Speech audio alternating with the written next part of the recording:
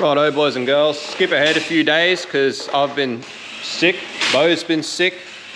It's just been Rex here for the past few days. We've lost a fair bit of time, which is a real pain. Rex has been smacking it through though. But anyway, we're back on deck today, trying our best to keep on moving forward with this thing. Being sick is the suck. Anyway, as far as mounting our receiver dryer, I measured it up this morning and it was 60 mil, which is pretty much the same size as a Bosch 044. So I thought, I knew we had one of these billet 044 mounts around somewhere, and that's perfect. That's so good to know for future as well.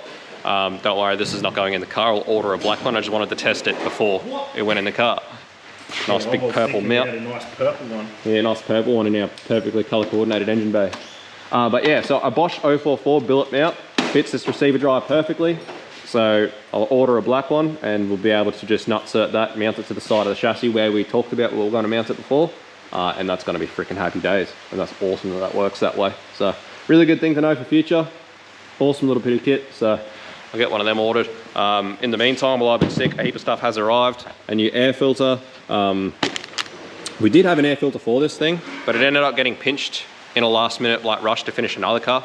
We needed a 4-inch filter for. I think it might have been the 383 supercharged VY tonner. It ended up on that, I think. So needed to replace the air filter. So we got one there. Our billet caps for the combination overflow bottle to replace the black ones.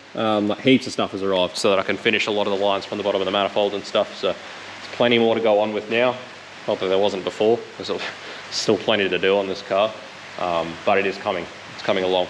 But we are starting to run out of time. Not run out of time, but you know, it's starting to get closer than I would like to. I wanted it running by now and it's not there. But anyway, it's getting there. It's getting closer. We're working on it. It's good. Our rep from the place that we normally get all our AC stuff from should be out here today, I think. And he should have pretty much the rest of the parts that we need to finish the AC system off, or at least, you know, get the lines and stuff sorted, which would be awesome. So now that we know that we can mount this receiver dryer well, we know where we're mounting it, we should be able to finish our AC lines off, which would be another big step, because once they're finished and on the pump, like I talked about before, then I can start looking at getting that manifold mounted properly, which now I have all the correct fittings, the correct BSP fittings, so tapered BSP to AN6 as well as tapered BSP to AN4. So I have the correct fittings to get that manifold all sorted out properly and sealed up before it goes on with a gasket, which is awesome. And yeah, like I said, I got to do that after the AC lines go on the pump. Our temp sensor for the gearbox and stuff is all here. That's our billet brake booster Duva. It's here as well. So that replaces the plastic one with a barb. That's a billet one with an AN6. So we can do an AN6 lines and manifold. Plenty going on, plenty here. My bolts have arrived for my injector rail spacers so that I can finally mount the rail with our injectors, which is another good one. But I still don't have the correct bung for the end. That's on the way. So yeah, a few more things we ordered this morning, which are still on the way. But plenty to keep going with. Righto, boys and girls. Same old story, cracking on. Heaps to do. Heaps getting done. How good does it look with the breathers done? How good? How freaking good. A few more things to add, but that's just about everything dummied up. Obviously to add is, you know, our lines across the front for the turbo and that, and which we've still got to get done. I'm still waiting a few fittings and stuff for that. This is where I ended up mounting the Mac valve. Ended up mounting it to the radiator support there above our charge piping. Did our boost plumbing. So yeah, it's our boost control plumbing, which there'll be some line separators for them under there, but it's sort of mostly hidden underneath that intake. They don't stick out too much. They don't reach out and grab you too much, but nice and accessible, nice little spot for that. I'm pretty happy with how that all turned out. So I'm pretty sure at this stage, now that that's done and those are done and stuff, I think I don't particularly need anything dummied up anymore. It's just about time to start actually buttoning things up. I found the injector subloom. So Sam had actually done one, or not particularly Sam, but the boys there at Whiting's Wiring had done an injector subloom. Obviously this was before we changed from 1000s to 1650cc injectors. So I will have to change these injector plugs on this loom, which is no big deal at all. That's easy done. So I'll just swap them injector plugs over to, you know, your general Bosch EV1 plug instead of the US car plug. And that'll be all happy days, that'll be fine. Anyway, what I might do, as you can see, our billet booster fitting and stuff. So I might just start making, you know, our brake booster line and a few other things to this manifold and get a few of those done. And then after that, it's pretty much time to start undummying things, pulling things back off so that they can actually start getting cleaned up, gasketed, and bolted together for the final time. But yeah, you can get a really good idea of what's going on here. Looks awesome. Anyway guys, I'm stoked with this thing. But I went to start with the turbo drain this morning as well, and turns out we've got the wrong turbo drain fitting. I assume, being a G35, that it would be the larger frame turbo drain fitting, but it's not. It's still a smaller frame one, and I don't have the right fitting. So that's another thing we had to order this morning, as well as things like 1/8 MPT to AN4 adapters. You know, I'm sure I ordered like 25 of them or something, and I think, well, you know, we're out. I had to pinch just a random blue one from the engine room before, which will have to get swapped out. But things like that, I thought for sure we had enough of, and obviously we're out of them. So they're getting freaking used. So many fittings and stuff. But anyway, order a heap of those. So it's things like that. All of a sudden, you know, a couple of weeks that you think, yeah, no, this time, all of a sudden it starts to get real short. Everything's getting shorter and shorter. So it's creeping up. Like, you know, a lot's been getting done. The hours that have gone into this car is just monumental. But yeah, it is starting to creep up the deadline. The deadline we've got is creeping up in a big hurry. So starting to get a little bit stressy. All right, that's our fuel pump setup. That's how it's going in the surge tank that Rex painted up this morning, all nice and pretty, so you don't see it underneath the bumper. But you can see what we're talking about now because of these fittings and how close they come to these posts. All of what's labeled on here is wrong. Well, pump one is. Yeah. But then that's the outlet. So yeah, that's right. Supply and return. Actually, they're right. So what are you going to use this one for then? Oh, that's return. That's going to be return from the reg, yeah. And then these two can just be supply and return from the tank, and it doesn't matter which one's which. Yeah, cool. It's only that one out, and then return from the rail because it can be below the top. It doesn't matter, and then these two are right at the top, so that it always stays completely full. There you go. So they are somewhat labelled right. A little bit. That's how. Yeah, in the end, it turned out that way. But so that pot, I think I worked out. So that's just made out of a 5-inch tube, and I just used obviously the weld-on ring, and then just made a base for it. I worked out that that's like just over 2 litres, I think. So the surge should be 2 litres minus whatever the volume of that stuff is, but it shouldn't be much less than 2 litres, so it should work. Should work just fine. Should be plenty either way. Yeah, and then hopefully, I mean, it all just fits, so hopefully it's all good. Yeah. So another fairly big update for this morning. Bo pulled the tensioner off and gave it a coat of paint this morning, so it's going to be black like the rest of everything, which is awesome. So Rex made the power steering lines this morning, so our power steering lines are all made up. So high pressure is braid, the low pressure is just push lock. Not much we can do about that because the fittings both on the pump and on the steering box are just barbs, so not much we can do about that. It's just a low pressure line anyway though, so it should be fine. So that's done. As you can see, Rex has also sorted out our windscreen washer setup. So that's our washer, that's all P-clamped onto the firewall with nutserts and button head bolts. It's all nice and beautiful. So that runs down to our big accommodation, beautiful thing built by Rhyme. The fitting's already in the side that is for the washer bottle, and then the motor we've got here, with pigtail ready to go for wiring. Rex has found which one in the old loom is required. It's just once we start actually sorting this guard out and stuff, we need to get the wiring extended all the way around to where the motor's going to be. So the motor's going to sit up underneath that tank, and it's going to be hidden. As you can see, it's just an inline motor that's just going to draw water out and, you know, up. And that line obviously runs where our AC lines and stuff are going to run as well. Nice and hidden down that inner guard. All nice and beautiful. So as well as that, I started making our turbo feed line. I made it up to here where we're going to have that little filter. So there's an inline filter in the turbo feed line.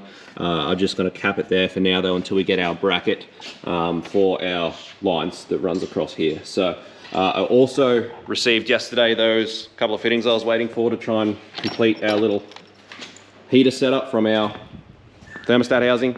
Unfortunately, just the sizing of everything and how far it ends up coming down towards the AC compressor, it's just not going to work how I wanted it to. So it's just, yeah, not going to happen the way I liked. And it's going to start getting real busy and ugly. And you've got to remember there's going to be a belt that runs just up there between the compressor and that idler as well. So got to be careful of that too. So what we're going to do is come out of the thermostat housing, out of that AN10, and we're just gonna have a short run up underneath the manifold, and we're gonna have this set up somewhere up underneath this manifold that's gonna be still hidden out of the way, but just give us a little bit more room to work with so that we can tee off obviously our heater line and then our turbo feed for the water, which will then come back around and up with the oil feed on our line bracket and things like that. So we'll wait and see how that goes, but yeah, that's how that's going to happen. It's just, it was going to be too much of a pain to get all of this in there, and I tried this a few different orientations and tried a few different ways, and it was just, there was no way that was going to be nice. So as well as that, a bit more progress on what's happened with our fuel system. So the filter comes straight off the reg, so that's our feed into the reg, is just filtered straight away, which is awesome. And then our return comes out the bottom and straight into our, as you can see there, our flex fuel sensor, which is mounted to the firewall down there, nice and tight. So that's where our flex fuel sensor is, and that'll just return obviously back up the inner guard. Both of those will be in the inner guard, you know, back down to our surge. So again, hidden in the inner guard as best as possible. So at this stage, pretty much next thing is to go on with AC lines, get the AC lines made up. Obviously, we know where the receiver dry is going. The bracket that we ordered from Raceworks, it looks identical to this one that we used just to test it, but we're still not willing to go drilling both holes and nutserting them into the chassis until we've actually got it in our hands, just in case. You never know, it could just be a little bit different, but anyway, at least we know where it's going so we can make the lines up. But we did realize this morning that the condenser is actually upside down, so we just need to pull this stuff off and flip the condenser over, get it the right way around, and then we'll start making our AC lines. Because we've got everything here now to finish the injector install and rail properly. We've got the right bung for the end of the rail. You know, we've got the bolts for our spacers to actually mount all that properly. So once the AC lines are made, manifold can go on properly, and then we can finish the injector install and stuff as well. And the other thing that we need to get onto pretty soon is start getting onto finishing little bits and bobs of wiring. So the flex fuel sensor, there is no wiring for it. It's just one of the things that was lost in translation between us and the boys there at Whitey's, which is not a big deal. It's going to be super easy just to wire out of the grommet that's in the firewall there and come straight across. It's going to all be hidden, so we'll just run that straight in and wire that into there. But also the TPS, because at the time we didn't have the throttle body on it, we didn't know what TPS was going to be on it. The boys just made like the TPS wiring, just a 3-pin Deutsch plug. So I just got to make like a little sub loom for that. And still got to fix the injector sub loom and stuff like that to put the right injector plugs on and things like that. So we'll start getting onto that as well. Also, obviously wiring in our boost controller, same thing. It's just a 2-pin Deutsch plug, which is sweet. So we'll get that sorted so that our Mac valve is wired in. Just a few little things like that to finish off. But yeah, we're coming along. So the other thing is the trans dipstick. So as you can see, Rex has sort of installed that into the trans, where that's going to be. And Rex's plan is to make a bracket which will bolt to the top, or yeah, it's going to bolt to the rocker cover, the cam cover, and there's going to be a bracket to mount the dipstick tube to that. So it'll be mounted somewhere around there, which is nice and easy to get at, just far enough away from the dump. It's going to be all happy days. All right, so we flipped the condenser and we goofed it up. It was the right way up the first time, so we were smarter when we first put it in than we are now. Flap's sake. Anyway, so we've got to flip it back over. All right, so here's my solution for the heater situation. So yeah, just this little bit of hard line here to the wire block back here. And then from here, we'll turn them around back for our water feed for the turbo, and then we'll have our heater line off the other side, which will go obviously across with the other heater line under there to the corner where it needs to be. And we're trying to decide at the moment with this AC, where this receiver dryer is going to be mounted, this AC line, whether to pretty much have it follow this heater line and have them just go together, rather than trying to turn this and come back up the guard. But obviously the number 10, the big dog, he's going to come up the guard, he's going to be out of the way. But yeah, we're considering just following this one with the other heater line and having it meet the other two heater lines at the back and just come across the back there. Like, it's all underneath this seam. They're not going to be that, they're not going to stand out. You're not really going to see them. I was actually thinking I'm going to come above the seam, trying to find a way to sort of secure them without it being shit. I was thinking about just chucking, that's why I ordered another one of these. I was basically just going to put one nutsert into the panel and just basically have one there and maybe one there. like Yeah, that. okay. If we can sneak those around them, so try and set it fairly low like that. Basically, the biggest problem was it's starting to get pretty crowded up here. By the time we have, you know, if we try and run that heater line as well as both the AC lines and everything, it starts to get pretty crowdy. Because, you know, fuel lines are up there and stuff as well, so. Yes, just trying to find a way to make it all work and still look the part as we intended it to. All right, the heater line's somewhat like that. And because it's got to be underneath, we've decided, again, that it's going to go underneath this seam now, like the original plan was. And because it's got to go underneath and it's going to be black, it's just going to blend in with that. So same with the other one. So I've made the other side heater line as well, which is this one here. So it's got AN10 on that end, and this end's a female. And he just goes on to a little welded one that I made. See if I can do this with one hand. So he goes in there, and that's sort of somewhat. He bolts into my AN10 weld on that, which goes into the water pump like so, and on the other end it ends up somewhat like that. So then it'll just be a straight push lock AN10 off that, straight across to our heater. And that's going to be the heater line on this side. And should pick up the factory mounting spot on the block on this side with just a P-clamp, and then potentially as well just the rear engine mount on this side. We might get a P-clamp on that as well, just to secure it to the block, which is all just happy days. And then from there, like I said, push lock over the other side. Yeah. Alright, got some AC lines started. Rex got these happening. That's where we decided to put the service port at the suction side. It seems like the best combination of being easy enough to get to, but out of the way enough to not have to see it. And that runs up under the guard. And then this one on the other side, this one runs down underneath with our fuel lines up to our condenser up here. Nice and easy.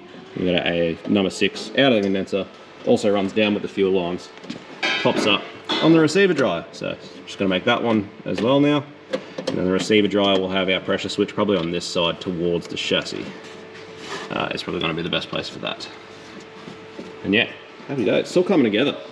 Everything's coming up Millhouse. Oh yeah, it's all coming together. I can feel it. All right, other heater lines made. So doing pretty good. I'm gonna have to do some stuff in here to actually get this secured, because the factory boss that I wanted to secure that to with a P-clamp is actually M10, which is no way that I can use a P-clamp for that. So I'm gonna have to use like a little bracket or make up a little bracket that I can nutsert an M5 nutsert into, so that we can use a P-clamp and bolt that to the M10 boss. But anyway, we'll sort that out later on. Also made little patch loom for the TPS, which goes onto there. Here you are. And then to our LS TPS. Huh? Look at that. Our wiring's come a long way. Haha. Not that we could hold a candle to the boys there at Whitey's, but still, I'm pretty proud that we can actually do decent wiring in-house now as well. So anyway, another step closer. Another thing done.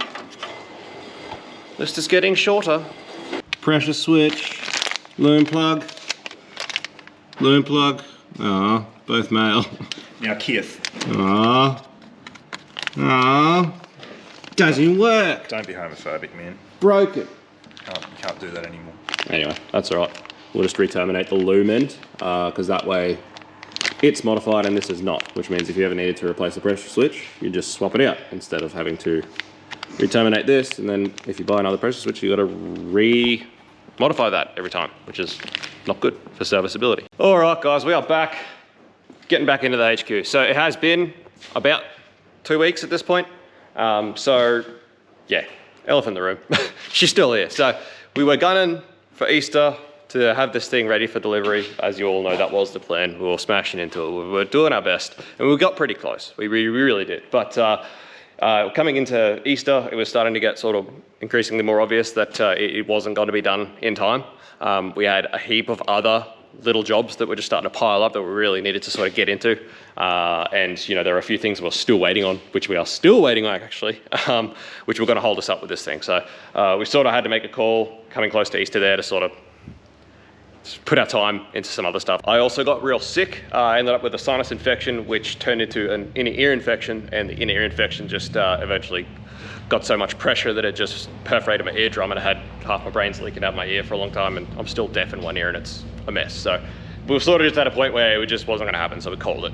So where there was a slight design change to our shifter gate setup, which we have to test now and confirm it's going to work, so that we can get it fixed and or sorted and actually produced. Our grill's ready to go. I just got to go pick it up. We're still waiting. One of the biggest things was the throttle cable, actually, was one of the biggest things that we were like, it's just not going to happen, and it's still not here. We're still waiting for it, so that's a real pain. But we do have a lot of other stuff that has arrived in the meantime. And yeah, obviously there's still quite a bit to go on with, but we're still hoping for this month to have this thing ready on the dyno. Hopefully by then the dyno's ready for the car, because at the moment we're in a bit of a pickle with the dyno. As you can see, our computer is over there in pieces. There's a new computer in the cabinet, but we need to upgrade the software and we can't get anyone to answer the phone to do so. So that's very frustrating. But anyway, we're going to keep going with a few more things now. And yeah, first things off the bat, let's check this new design modification to the shifter gate. So Dominic down at Sunshine Coast Makerspace actually just changed the design a little bit to accommodate or make it just a little bit more simple and easy to build and easy to produce. So I just got to confirm that it's got to fit and do what we want it to do. And yeah, we can continue on with a heap more of this thing. All right, guys, cracking along. So Bo got our exhaust manifold is actually mounted up. All those new studs are in with a gasket. So exhaust manifold's on. Obviously not going to worry about permanently mounting anything else until we get our shifter gate setup sorted, which I'll show you our revisions to that in one moment. But as you can see, the infill panel cover has been painted. We ended up deciding to color code it, and I'm very glad we did. So we talked about going black. We thought black would be the way to go, but we sort of realized that all of the radiator support panel that is black gets covered by it anyway. And it's really only the nose cone and everything that's exposed, which is all color coded. So we decided to color code it, and I'm really glad we did. I think by the time all the piping and everything goes back into this thing, it's going to look really, really good. So as you can see, that's been color coded. It's not quite mounted yet. We just got it sitting there just for illustrative purposes, but it's looking awesome. So we've got our receiver drive properly mounted in our Raceworks 40mm external pump mount now. So we got rid of that purple thing. So the Raceworks one has arrived and it's finished and mounted. So it's super, super, super handy that these receiver drives fit perfectly in a 40mm external pump mount. It just is such a cool little thing to have, to be able to do. Have such a nice little mount for these receiver drives. So it's all sorted. Before Bo put all the O-rings in the AC lines, this is actually, our thermostat housing is actually mounted now as well. So we're starting to sort of complete all this and get this sorted. So with that mounted, I've decided to start going on to dummying the turbo core back in so that I can finish up our turbo lines. And one thing that we've been waiting on to finish these up is a nice little pièce de résistance for this car, which I've been waiting on for about a week, is this. Hey, what a cool little addition. KingBarra. That's what we've dubbed the car. Really, really stoked with this little piece. And having this in raw stainless, again, just behind that, that radiator that's going to be raw. Again, just sort of tying a few of these raw little accents together, and I think going to be really, really nice. And then obviously we'll have our stainless turbo lines as well. So for this reason, this is why I decided to run the AN6 water feed forwards. So that's going to come out and run forwards, as well as the oil feed, and they're both going to run in this. It's just going to be a nice little accent to the car, I think, and going to just set it off that little bit. So yeah, really excited about this. So this came from Not Scared Racing. He's over in WA. Head over to his Instagram and give it a follow. He does not only these, but he also does coil covers, like full sheet metal folded coil covers. That's him there. Not Scared Racing, so custom fabrication. And yeah, really, really stoked with this piece. So a big thank you to him for sending us that. We didn't particularly want to go for the folded sheet metal coil cover. We wanted to keep something that's sort of molded plastic. So the plan is still to get this cover to the boys there at Clueless Creations to get it scanned, and then potentially do a bit of a different cover as well on the way. But I should be heading there tomorrow to get our grill, because our grill's ready to go. So that's another super, super exciting thing that's happening. So it's all moving forward again. Like I said, it's a shame we missed the deadline again. It didn't make it for Easter again, but you know, at the end of the day, the car's moving forward. It's getting worked on. It's getting to the point, and it's getting to completion. And it's very exciting. And it's like we keep saying, it's coming together really, really nicely, exactly how we want it to. So let's get this mounted and see how it looks in there. Woo-hoo-hoo. Yeah, so obviously I am going to still have to brush touch a bit of this. So there was a comment on an earlier episode about painting a lot of the stuff with spray cans and how it's going to look crap in a few months. So little things like the AC compressor, when it arrived, it was the only thing I had to paint. We painted that in just engine enamel out of a spray can, but most of the main paint work is done in equipment enamel, which it's meant to be blow straight on equipment enamel, super, super hard, super just rugged. It's equipment enamel. So I'm a bit worried about this front timing cover. You're not supposed to have to etch or anything with equipment enamel, but this, you know, was painted and it's starting to flake. So I am a little bit worried about just this front timing cover. Everything else appears to be fine. Sort of just this alley front timing cover just seems a bit average. It's only at the top where we've been moving the cover around, like everything else has been fine. So fingers crossed it's okay. I'm gonna be pretty mad if it starts to sort of go bad, because we have, like, there are obviously not all equipment enamel is the same. You get good batches and bad batches, good brands and bad brands. So hopefully it's all sweet.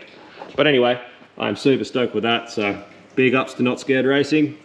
It's gonna look awesome. We'll move on with our line. So as far as our latest revision to our shifter gate setup, I haven't dug them all out and got them all lined up. Look at this, the process, the history, and there should be another 2 white ones that were prototyped, and there's the one on the car. I just don't know where the hell it's gone. But anyway, so this is our latest revision. So we've added a few little things just to basically maintain alignment, or ensure that we maintain alignment. So this is how the new pin works, little angle bracket, and it fits and works, and that's awesome. But what I've done is add off the bottom just a little notch, because the actual arm that comes off the steering column, well, you might be able to see, I might be able to show you. So from the back side, you can see, oh, there is that bit of a embossment thing there, so that just goes either side of that and locks that in. And then around the front side of this, so I don't keep getting my shirt caught up on everything, as you can see on the front side, there's actually a little slot, a little hole in the middle. Oh, all right, so the way this works, the actual bracket for the cable has a little notch, and that locates in that centerpiece and stops it from being able to move. And then obviously the little angle has this little slot which actually locks it in that embossed bit on their backside, which stops it from being able to move. And this just keeps essentially the whole system, so you can, you know, really be slamming on that shifter on the column, really be smacking gears, and not have to worry about this sort of turning on the bolt. So it'll all go together and get tightened up like that, and that'll just maintain all the alignment. It should be sweet. So with that all tested and fitted, I believe that we are ready. The actual gate, the maze part, has already been produced. Dominic there at Subject Coast Makerspace has already made one. But yeah, I think the rest of this kit, as in this, is ready to go at this point, which means, yeah, we should be right to get this thing happening. And that's how the kit's gonna be. So when I go down tomorrow to get the grill, I'll be taking down the coil cover so that Luca can get onto scanning that, and I'll also take down the actual low car shifter bracket that we had to modify so that it can be 3D scanned as well. And as I've talked about, that way we can offer this column shifter kit as a complete kit rather than, you know, as a half kit where you have to buy someone else's kit and modify that and then buy this. And, you know, I can just produce it all and sell it all as one big kit, which is the way to go. So anyway. All right, there's a pretty good idea of how it's going to be. We're not in the clear yet. There's still a few issues here. One of them being that with this high mount alt kit, the belt, I'm pretty sure is meant to run from this alt pulley straight across to this idler, which as you can see is right where these lines end up the way they are. So I believe the way this mount works is you're meant to be able to, if you want, to run another idler, which is meant to go into this hole here. And that'll obviously change the belt route a little bit and get it out of the way of these lines. So I'll have to do some investigating. I'll have a look at the mount. I think that's a custom man rod shop one, that one. So I'll have a look at the instructions to the mount and we'll talk to them and see what we can do. Otherwise, we might have to reroute the lines a little bit. We're gonna have to get some stepped mounts or guides, obviously being one AN6 and one AN4. That's gonna have to be stepped. But anyway, you get a pretty good idea of what's going on here. That's going to sit down a bit nicer. That's all going to sit a bit nicer, but that's how it's going to be. And yeah, I'm stoked. Looks awesome. So a few things to change, a few things to keep going, but I believe that can probably do us for an episode. I'm just going to quickly test fit our last revision of this shifter gate setup, but from the ones that I made yesterday, I think the ones that I printed this morning are going to be sweet. So I'll just quickly test fit them, and then I'll get all the stuff off this thing that I want to take with me tomorrow to go and see the boys. But yeah, we're really coming along. So hopefully the next episode, guys, well, you're definitely in the next episode, you're going to see this grill, which is awesome. And hopefully in the next episode, we've finally got a complete kit together for our shifter gate. And hopefully we've got a freaking accelerator cable for the next episode. This is taking a very long time, this accelerator cable. It's really holding up. But anyway, regardless, car's coming along. It's getting pretty close. We're getting very, very close. And we're freaking excited. How good. Thanks for watching, guys. As always, smash like, smash subscribe. Special thanks to barreltheworld.com. Yeah, big thanks to those boys. And obviously special thanks to Cluz Creations and Sunshine Coast Makerspace for helping us with development of a lot of this stuff. And yeah, we'll see you on the next episode. Smash like, smash subscribe. Peace out. See you, bye.